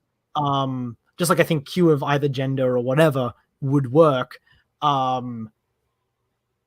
age, I think, is the most important thing when it comes to M. Like, there has to be someone who has experience, at least implied experience, and has enough gravitas to be able to convincingly order Bond around and command respect, even when they disagree. And so, yeah, Judi Dench is great. If you got someone like, I don't know, Natalie Portman to be M, it's not because she's a woman, it's just because she's so much younger than Bond that it would be distracting watching her having to order Bond around. I mean, potentially you could make that idea work, like any idea, but I think that is one of my only absolute musts for her as a character. So yeah, no, I agree. Her or him. Before we move on to the final question, who would you cast as the next M? Because I mean, like, I'm really digging Ray Fiennes, and I'd love to have him play M. Into another tenure, kind of similar to what Judi Dench did. But like, if they are going to recast the character, who would you like to see play M? I recast right now, like in the next 5 years, rather than. Okay, so you're not asking me hypothetically who would you cast next, because I would just list like a young actor now who will be old by then. It's tough. I mean, I think. You go first, because I think maybe you have an answer in mind. I actually don't have an answer. That was genuinely asking you, because I have no idea who I would go with. But it's tough. Okay, no, I don't think I'd like to see that. I was gonna say like a Jason Isaacs, but I'd almost like to see him. I'd like to see him play a villain instead of M. I think if he played M, it would be very similar to Ray Fiennes. Fiennes, but maybe a little more like a little more active, aggressive. I think Ray Fiennes is a little more passive and reserved in his playing of M. He does get fiery, but I think I could see Jason Isaacs like going off the handle and like really laying into Bond, which would be great. Yeah. But I mean, man, that's so tough. It's tough because it's like someone else is like Helen Mirren. Well, then you're kind of going down the Judi Dench route again, right? That's so hard. It has to be something completely different too. I think. Yeah. Because unlike Bond, you don't really want to recycle these tropes. I mean, they try to do that with Robert Brown, and he's just kind of a whatever M. Maybe you'd be really funny if Pierce Brosnan played him. I could actually, I could see it. Yeah, I like him as M. If as long as it was very explicitly clear that he's not a previous Bond who was promoted to M. None of that codename theory bullshit. I think. Yeah, codename theory is bullshit. Yeah, I think I'm just listing. I'm like listing through British actors in my head, trying to. Hold on, I'm gonna do a quick Google search because All right, you go through there. I'll go to the chat. Dennis S is in here. Thank you for joining, man. Sorry, we're just getting ready to wrap up here, but yes, these are weekly. So these Bond chats are going to be weekly. This is like completely in the in the Judi Dench vein, but I think 100% in the Judi Dench vein, but I think Julie Andrews would be fun. Yeah, that'd be fun. Yeah, kind of like a headmistress kind of like persona. Oh man. Yeah. No, that one would be. I mean, definitely in that same vein, but I could be down for it. Okay, I'm gonna start taking just a few more here, and then we'll really start wrapping up. Sorry, we've been going on for a little longer than expected here, but thanks for the questions, guys. I really appreciate it. And hopefully, you've been enjoying these just the chatting about Bond. The gist of it is we have a topic, and then we'll talk about that for a little bit, but then like we can go anywhere. So like today, we talked about Brosnan for a little bit, and then we've just been we talked about how Guy Hamilton, not the greatest director, and so forth. But let's see. So NBR asks, how old do you think the next Bond should be when they cast him? This is an interesting question, and I've seen depending on who you talk to, they have different sort of takes on it. For me, they definitely need to be younger, so that we can keep them in the role for longer. Someone probably in their 30s, like Richard Madden, for instance. Someone his age probably would be perfect because they can stay in the role for a series of films. They can kind of age with the character. So I've said it multiple times. I think you and I have both said it. I think Richard Madden would be perfect for James Bond. Obviously Henry Cavill would be great, but I think he's a little old now. My boy Michael Fassbender, so sad he'll never get a chance to play him. He's been perfect. But yeah, I don't know. What is your thoughts on this? I think Sean Connery famously said that a Bond should be anywhere from 35 to 45, and I think that's about right. I think it all depends on how young the actor looks. I think the actor should look around 35. If you get an actor who's like maybe like early 30s but looks a little older, or maybe early 40s but they look a lot younger, like Roger Moore, that works, but it has to be in that range, I think, because you want someone who can stick around for a while, and also you don't want someone who looks like a rookie, but you also don't want someone who looks like a veteran. You want just someone right in the middle of their tenure as a super spy. But yeah, also I thought of my answer. I was like skimming through actors. I thought of my answer for Jeremy Irons. I think that'd be cool. Damn you, that's perfect. Oh, that's good. That's really good. Yep. And that voice, oh my god. Jeremy Irons would also be an excellent Bond villain. He would be so good. Him and Jason Isaacs. Damn it. Do this, please. Make me happy. Cast them as Bond villains. They need work. They're not doing enough. Jason Isaacs is voicing Dick Dastardly in an animated Scooby-Doo movie. What is wrong with society? Not that there's anything wrong with that. I'm sure from what I've seen, he looks like he's doing a great job. But damn it, bring him back to the big screen. I want to see his face up there again. Okay. Also, Strictly Starlight, she says Paul Bettany. Paul Bettany is actually not a bad choice. That's a great outside the box pick that I actually hadn't even considered. That'd be more of like a bureaucratic, like sort of inside man kind of M. I like that actually. That's a completely different kind of M. Almost reminds me a little bit of Edward Fox in Never Say Never Again, where he's like a company man and maybe a little bit of a stiff, and that's where he like sort of rubs up against Bond the wrong way. I like that a lot actually. Yeah, that would be I'd be all over that.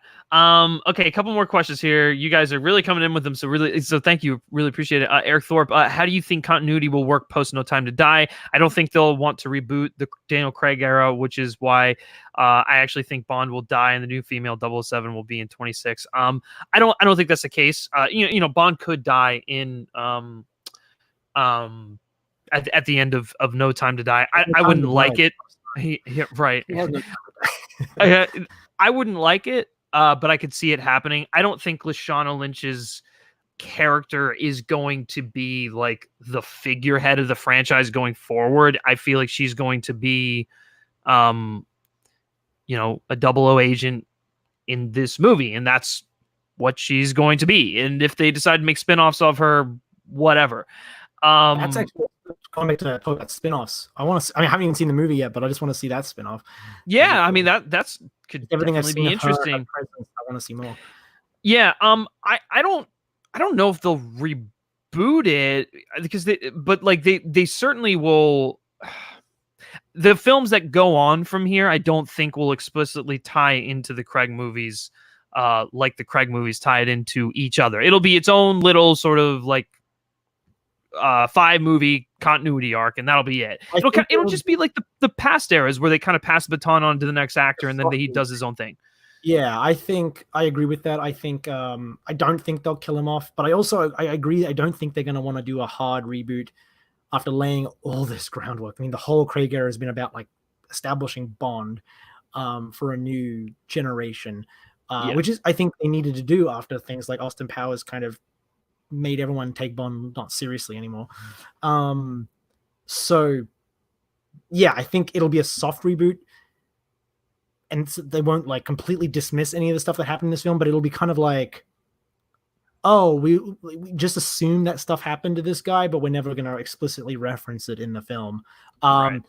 The one problem that could pose is like if at the end Bond ends up with Madeline or something like that, or something like he doesn't have to necessarily die, but if he does die or if he ends up with Madeline or something like that, if something happens that needs to be addressed in the next film, I think then in that case they'll just reboot it, because I think tying the next actor into Craig comes with a lot of baggage. I mean, you've already spent there's so much baggage. That's why I don't think they just won't acknowledge it. They spent several films talking about how old he's gotten, so you don't want the new guy coming in and being saddled with all of that, like you were an old man, like kind of baggage.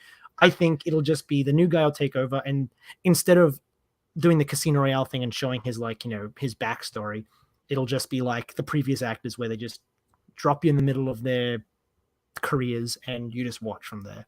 Might be some cheeky winks and nods, but sure, yeah, but which does beg the question whether they'll bring Moneypenny, like Naomi Harris, Ben Whishaw, and Ralph Fiennes back, because I hope they do. I really like the idea of these characters, because one of my favorite things about the original classic continuity, if you can call it that, is watching how each actor in those roles played off of a different Bond. Like Bernard Lee with Sean Connery is more, I don't know, there's more of a mutual respect, whereas Bernard Lee with Roger Moore is a little more like sort of a principal of the school kind of like relationship there. And Sean Connery is way more flirty with Lois Maxwell, and then Roger Moore's a little more sort of like pals with Lois Maxwell. Mm-hmm. And I mean the best example is Desmond Llewellyn as Q, because he went through so many Bonds. Like his relationship with each actor is completely different. He completely reinvents his dynamic with each actor, and I would like to see, like, what does Ben Whishaw's Q do with a Bond who's closer to his age? What does Ben Whishaw's Q do with a Bond who he eventually becomes older than? You know what I mean? Like, that would be really cool to see. But who knows, Yeah, for sure. So I think that would be the one bit of soft reboot, is that you get to keep those guys without any of the baggage, and you can just sort of assume that, oh yeah, Vespa happened to this guy, and that's it. Yeah, for sure. I mean, the only issue with addressing the Craig stuff is that it comes with the age thing, and which is why if No Time to Die is something that needs to be addressed, then you either have to do a hard reboot or continue on. In any case, I don't think they'll continue the series with a different character. Like I don't think the James Bond movies will become the Nomi films. I think even if, like, in No Time to Die we find out that Nomi has taken over the 007 rank for however long that lasts in that film or whatever, I don't think the franchise is going to suddenly pivot to being about her, because it's a James Bond franchise and you need James Bond regardless of who plays James Bond. And so Yeah, I think for sure. I don't think they'll continue with a different character. They might take the character in a different direction in the next one. Who knows? But I don't think the character like that Lashana Lynch is playing, which is Nomi, will take over the franchise. She might get her own franchise, hopefully. But yeah, it just because if you change the character at the center, it's the James Bond franchise, not the 007. No, but yeah, right. It's not the 007 franchise. It's James Bond. He's the reason you go see these movies.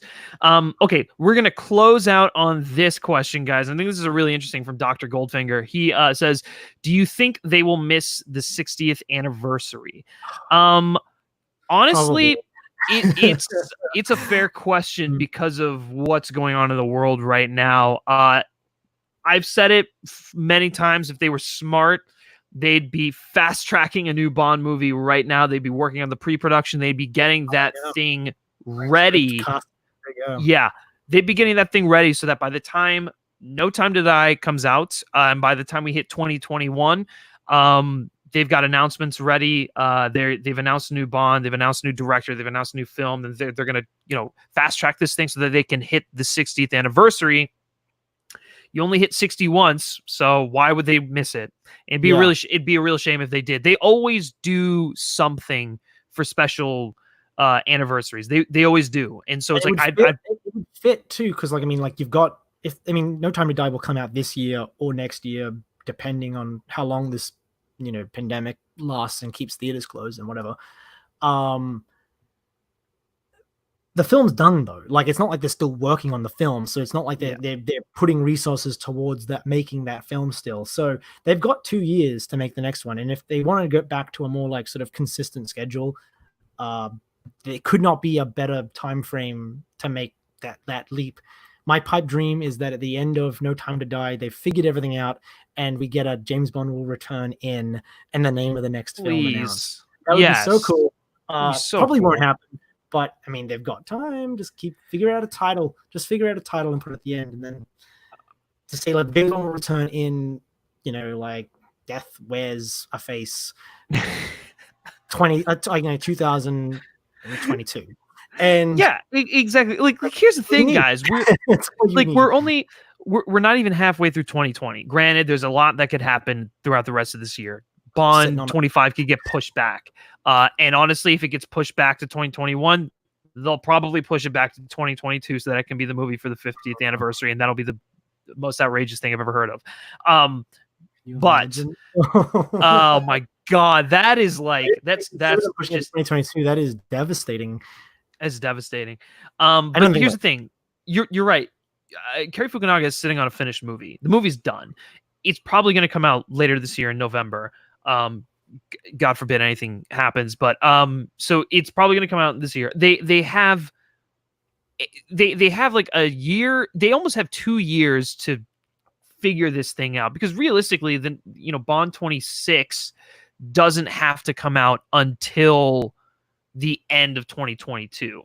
There are movies that have been finished in half a year or a year.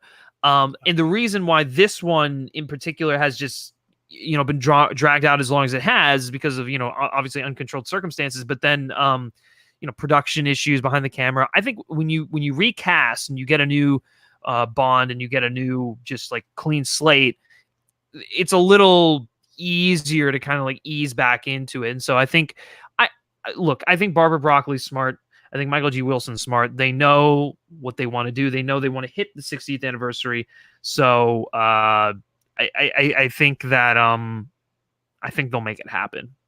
Yeah, I honestly, I think we can see in the chat, people talking about how long it took for this film to sort of come to fruition, and maybe saying, well, it took them this long for this one, why would the next one be any quicker? I think it's not like this film took 5 years because they didn't have the capability of making it into. It was more sort of, there were other factors involved. Daniel Craig as the star, which wouldn't be the case in 26. Daniel Craig as the star was wanting to do other projects, was wanting to do other things. And so that just sort of postponed when they could even really start working on the thing with him. Before that, you have things like like the leaks with Sony, and then before that you have the writer's strike and lawsuits and bankruptcies and all this sort of thing. So all the delays are really, they're annoying, but there are reasons for them. There is like circumstantial reasons for them happening. This next film, unless there's another pandemic, they could get shooting next year.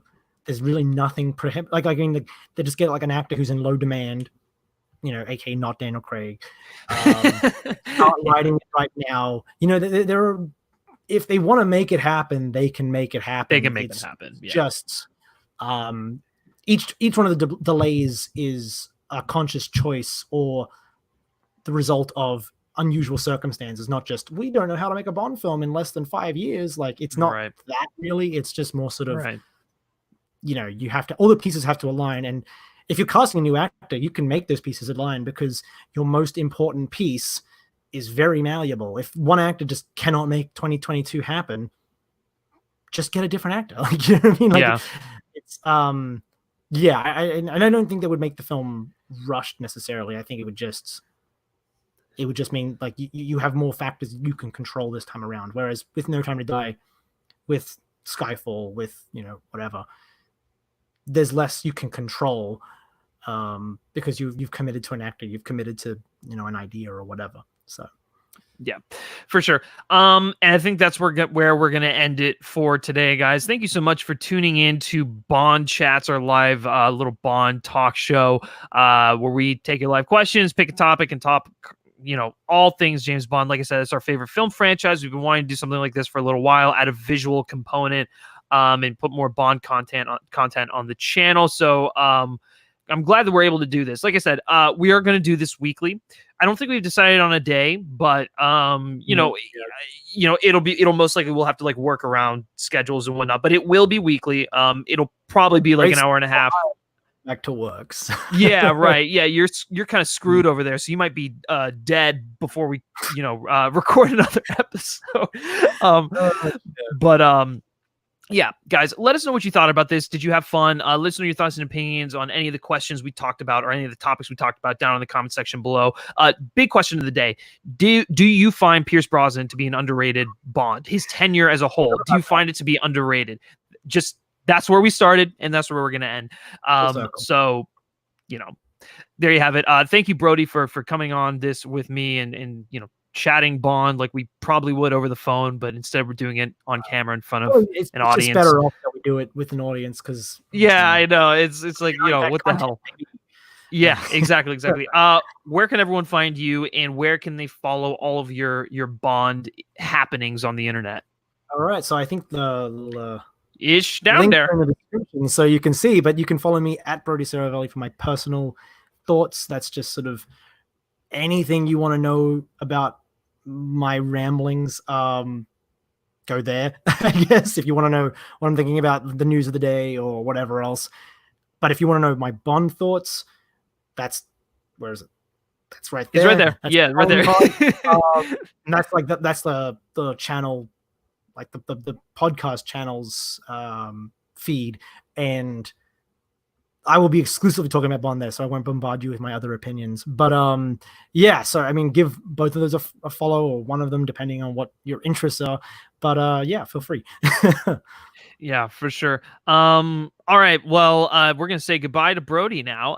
Anyways, guys, thank you all for watching this. Like I said, be sure to give this video a like, share with all of your Bond loving friends, and let us know your thoughts and opinions on the topics we discussed down in the comments section below. As always, guys, be sure to subscribe to this channel for more live shows such as Bond Chats, some live Q&As and whatnot. Movie reviews, got a review for Scoob coming out. Hopefully I'll get it up tonight at midnight when the embargo drops, and other movie related content. And then obviously you see the social media links over there. You can like FilmSpeak on @_FilmSpeak, follow us on Twitter @_FilmSpeak, and then follow me specifically at Griff Schiller. All right, guys, it's been a blast. Thank you so much for joining in on Bond Chats, and I can't speak. We'll catch you next time.